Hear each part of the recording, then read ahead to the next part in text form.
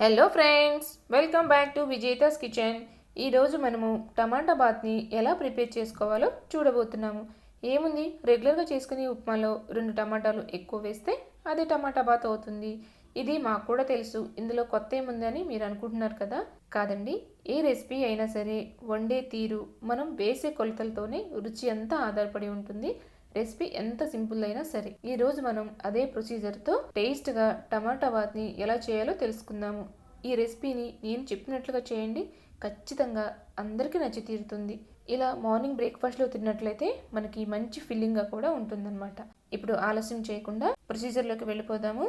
దీనికోసం ముందుగా ఇలా ప్యాన్ తీసుకొని అందులో 1 కప్పు సూజీ రవ్వ లేదా బొంబాయి రవ్వ అంటారు కదా, 1 కప్పు వేసుకొని వేయించుకోవాలి. ఇలా రవ్వని వేయించుకునేటప్పుడు మాత్రం ఫ్లేమ్ని లోకి అడ్జస్ట్ చేసుకొని కనీసం 10 నిమిషాల పాటు వేయించుకోవాలి. మనకి ఖచ్చితంగా 10 నిమిషాల సమయం పడుతుంది వేగడానికి. ఇలా వేగిన తర్వాత పక్కన తీసి పెట్టుకొని ఇప్పుడు అదే ప్యాన్లో 2 స్పూన్లు నెయ్యి వేసి కరిగిన తర్వాత అందులో కొద్దిగా జీడిపప్పు వేసి ఫ్లేమ్ని మీడియంలో ఉంచుకొని ఇలా జీడిపప్పు కలర్ చేంజ్ అయ్యేంత వరకు వేయించుకోవాలి.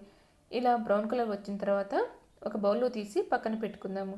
ఇప్పుడు అందులోనే 1 స్పూను ఆవాలు, 1 స్పూన్ జీలకర్ర, అలాగే పచ్చిపప్పు, మినపగుండ్లు ఇవన్నీ వేసి మంచి సువాసన వచ్చేంత వరకు వేయించుకోవాలి. ఇలా వేగిన తర్వాత ఇలా అల్లంని చిన్న ముక్కలుగా కట్ చేసుకొని వేసి కలుపుకోవాలి. ఈ ఫ్లేవర్ చాలా బాగుంటుంది. అలాగే ఇలా పచ్చిమిర్చిని చిన్నగా తరిగి వేసుకొని ఫ్రై చేసుకోవాలి. ఇప్పుడు అందులోనే ఆనియన్ని ఇలా చిన్న ముక్కలుగా కట్ చేసుకొని వేసి కలుపుకోవాలి. ఇప్పుడు కరివేపాకు రెబ్బలు కూడా వేసి మరొకసారి మొత్తం మిక్స్ చేసుకోవాలి. చివరిగా ఇలా పసుపు వేసి మరొకసారి కలుపుకుందాము. ఇప్పుడు మనం వేసిన ఆనియన్స్ త్వరగా మగ్గడం కోసము అందులో కొద్దిగా సాల్ట్ వేసి ఒకసారి కలుపుకుందాము. అలా అయితే మనకి ఆనియన్స్ త్వరగా మగ్గుతాయి అన్నమాట. ఇప్పుడు ఇందులో 2 టమాటాలని ఇలా చిన్న ముక్కలుగా కట్ చేసి వేసి కలుపుకోవాలి. మనకి టమాటాలు త్వరగా మగ్గడం కోసం ఇలా లిడ్ పెట్టి ఫ్లేమ్ని మీడియంలో ఉంచి 3 నుంచి 5 నిమిషాల పాటు మగ్గించినట్లయితే చూడండి మనకి ఇలా మగ్గుతాయి అన్నమాట. ఇలా టమాటాలు మగ్గిన తర్వాత మనము ఏ కప్పుతో అయితే రవ్వ తీసుకున్నామో అదే కప్పుతో 3 కప్పుల వాటర్ని యాడ్ చేసుకోవాలి. ఇది పర్ఫెక్ట్గా ఉండాలన్నమాట. ఇప్పుడు మూత పెట్టి వాటర్ని తెల్లకాగనివ్వాలి. అప్పుడు మాత్రమే మనం చేసే టమాటా బాతు బాగుంటుంది. మూత తీసిన తర్వాత అందులో కొద్దిగా నిమ్మకాయ కూడా పిండుకుందాము. ఈ నిమ్మరసం ఫ్లేవర్ చాలా బాగుంటుంది.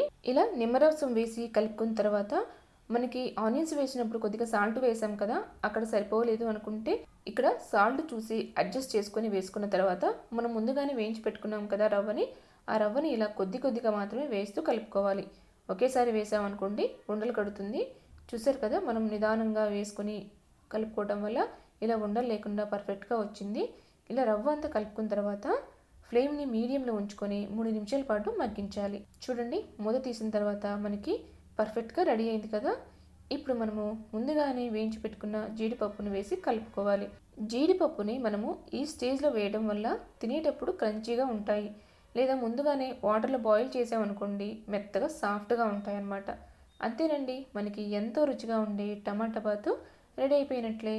ఇలా రెడీ అయిన టమాటా బాత్ని సర్వ్ చేసుకొని మనము చట్నీస్తో అయినా సరే కారపొడితో అయినా సరే ఎంజాయ్ చేయొచ్చు ఈ రెసిపీని.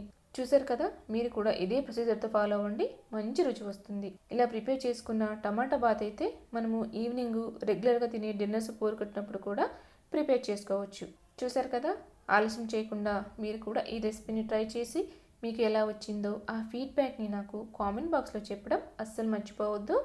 ఈ వీడియో మీకు నచ్చినట్లయితే లైక్ చేసి షేర్ చేయండి. మరిన్ని సింపుల్ అండ్ టేస్టీ రెసిపీస్ కోసం మన ఛానల్ని సబ్స్క్రైబ్ చేయడం అస్సలు మర్చిపోవద్దు. Thanks for watching.